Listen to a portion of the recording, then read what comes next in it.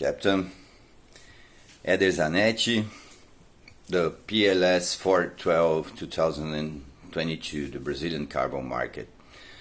And this is again to my friends in the African Horn to showcase what is happening here in Brazil right now, and perhaps this can serve both our countries in the direction of having this carbon market established.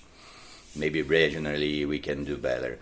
Senator Chiquinho Feitosa, the PLS 412 is for him, inaugurates a fortuitous period for the Brazilian carbon industry, laying the foundations for the development of a market that strengthens the human activity of land cultivation as a solution to global climate change.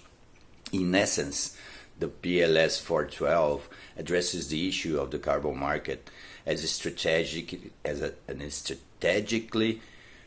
policy for the development of a carbon industry based on increase of anthropogenic land use that takes advantage of the presence of the CO2 in the atmosphere to generate grains, proteins, and fibers.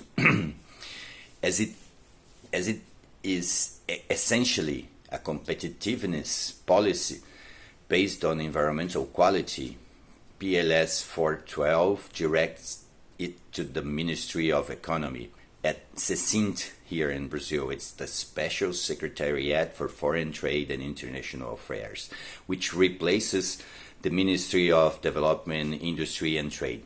It is essential to ensure that carbon credits help in the process of implementing sustainable development at all regions, especially in the tropical ones, by increasing the generation of green jobs and moving the natural capital, transformed by human action into wealth and environmental improvement. It is the ability to cultivate the land, to increase the photosynthetic rate of plants and the conversion of biomass to feed wildlife and life in general, that can reverse the rise in global greenhouse gases emissions caused by the burning of fossil fuels.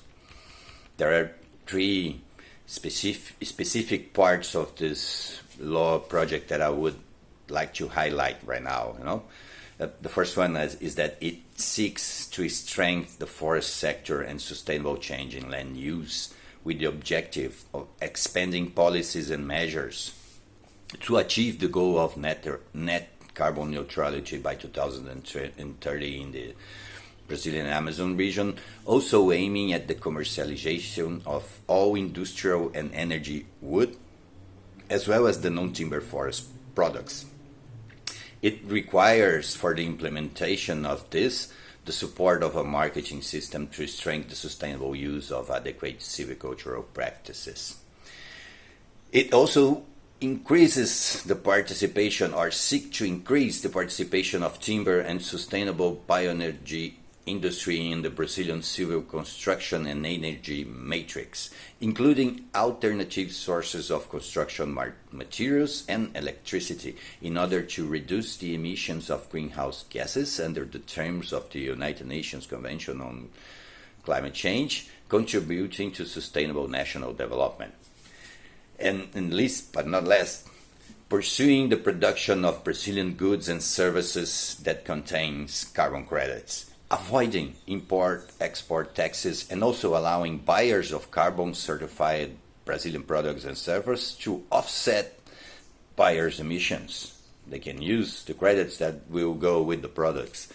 Instead of selling the credits, the policy is looking into producing industrial or services that contains carbon, so the buyers will be able to offset their emissions over there.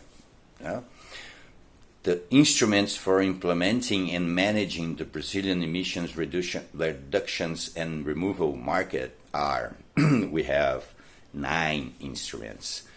National Council of the Market, the Market Unit, it's a political unit to have strategic decisions about it, the Market Registry, the System of Market Information, a technical scientific committee to decide upon methodologies, the Brazilian Market Panel, right? We have to look what's happening. Certification of carbon credits, the Brazilian certification of carbon credits, CCC, and the certification of carbon content of the Brazilian products and services, the CTC.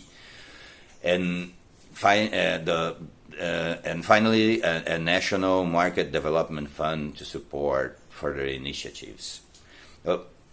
Altogether, those instruments, they have the specific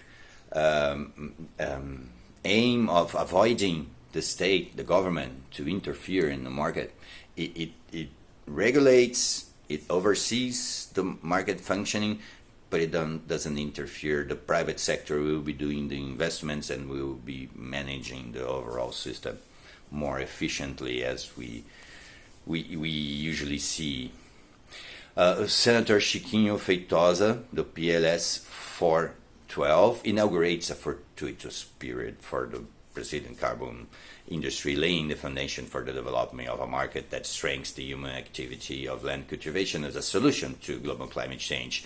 We will be exposing over the next weeks a series of videos like this, supported by a small text, detailing each of the 9 instruments that I used in the national policy and how they can trigger and foster and increase the size of this market and make it profitable for developing countries. Yeah, so come learn about the PLS 412 and support the Brazilian carbon market.